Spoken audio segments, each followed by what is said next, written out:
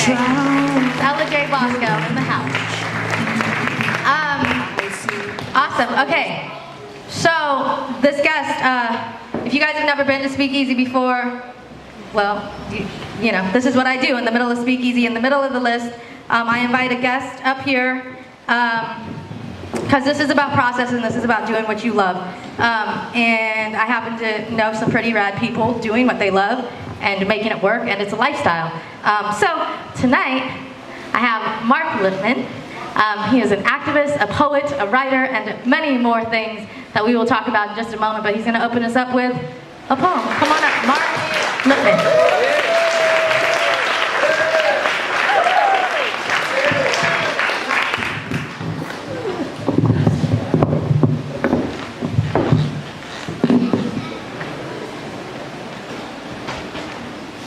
A rumbling can be heard on the horizon, a great stirring underfoot, as dry, dying leaves crack and crumble from the weight bearing down on them.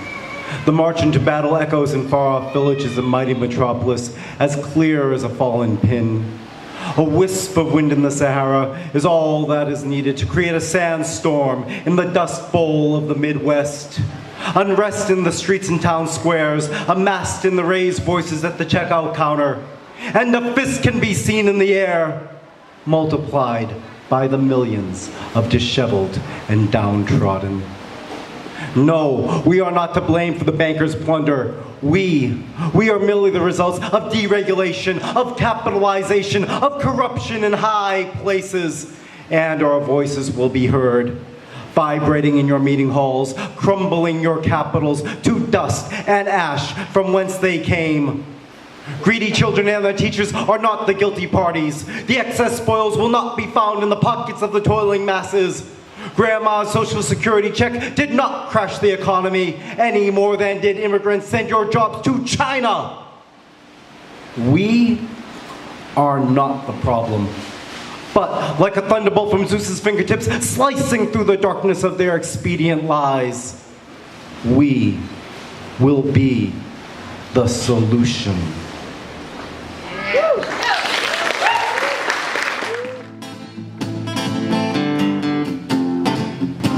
Okay, so Mark Lipman has a publishing company. It's called Vagabond Books.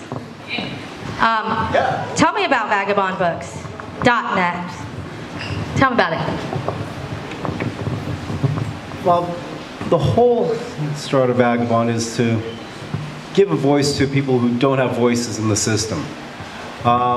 We publish specifically works of social, economic, and racial justice. That's kind of the theme of the press.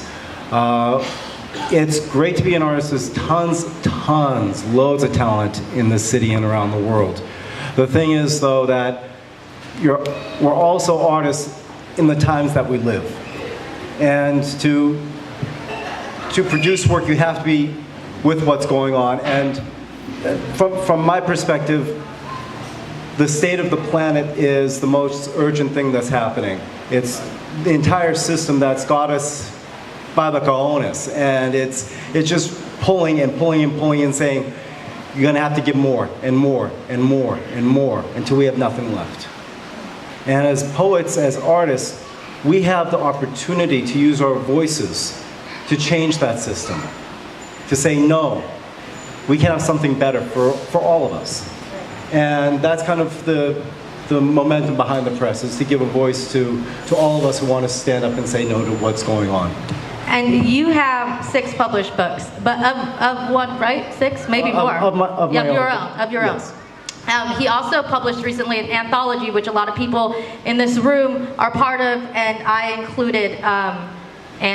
You know, lots of people have the book, Los Angeles Poets Brigade, which is an incredible collection of. If you go to open mics, I don't know if you guys know Matt Cedillo. He's an amazing a voice in the community, as well as amongst many who are here tonight. And how do you find these people? How do you connect with the people that are saying? Because I know you're a big part of the Occupy movement too. I was out there too, spitting on the steps. There were a lot of us that were out at Occupy. The thing is that the work that we've been doing as poets in the community, and our group is the Revolutionary Poets Brigade.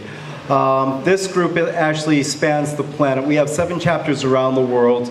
It was founded up in San Francisco by a group of poets up there who wanted to use our voices to make that difference for our world.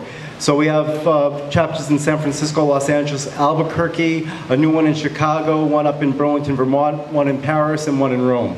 And we're part of a larger movement called, thank you. We're part of a larger movement called the World Poetry Movement, which there's thousands of poets all around the world, all working on the themes of social justice, of speaking up about what's going on. And in the months prior to Occupy, all of us had this kind of rumbling in our stomach saying, something's about to pop. We know, we can feel it. And little firecrackers were going off everywhere, and then boom, there was this big explosion with everyone just coming out to the street saying that we want something new, something different for all of us. And the poets, we were already there kind of like a year before saying, no, we have to organize now. So the brigade has actually been existing since 2009, and we organize in our communities. The whole momentum of bringing this anthology out was to kind of find who are the people in Los Angeles, and again, not all of them, but the voices that represent Los Angeles as a social movement, as a cultural movement, because we're one and the same. And it's funny because I've kind of got like one foot in 2 worlds. I've got one foot in the artist world, but also a foot in the activist world, as you mentioned about Occupy. And we're building a movement that's unstoppable. You've heard the term about critical mass.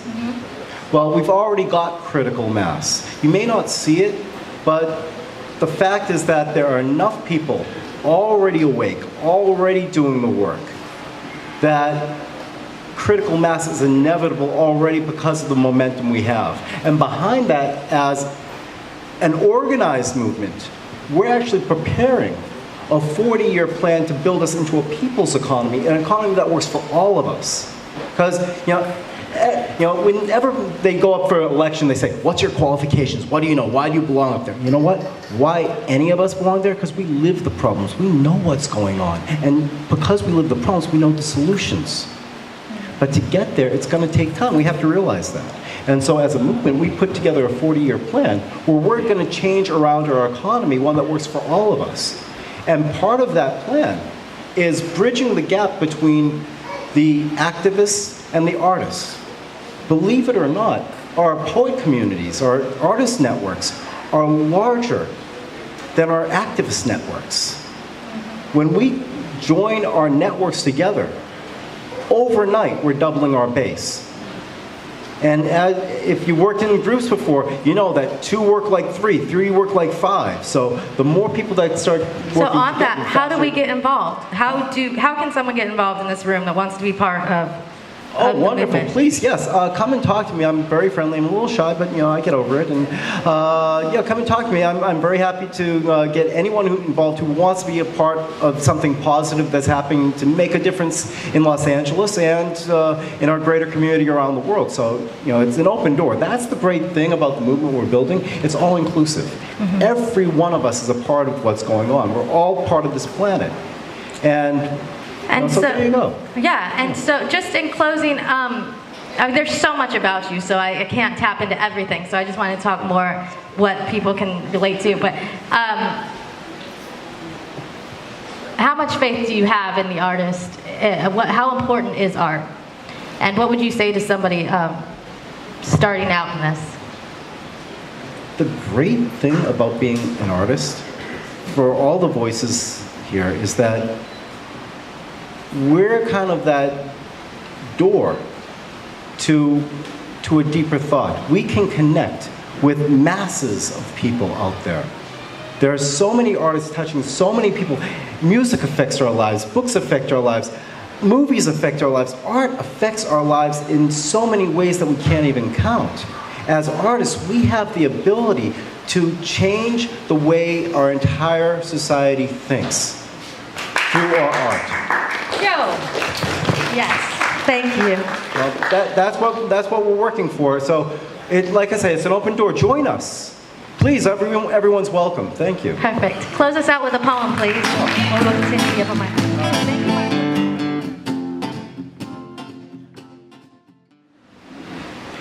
She was born innocent enough. 18th down the list.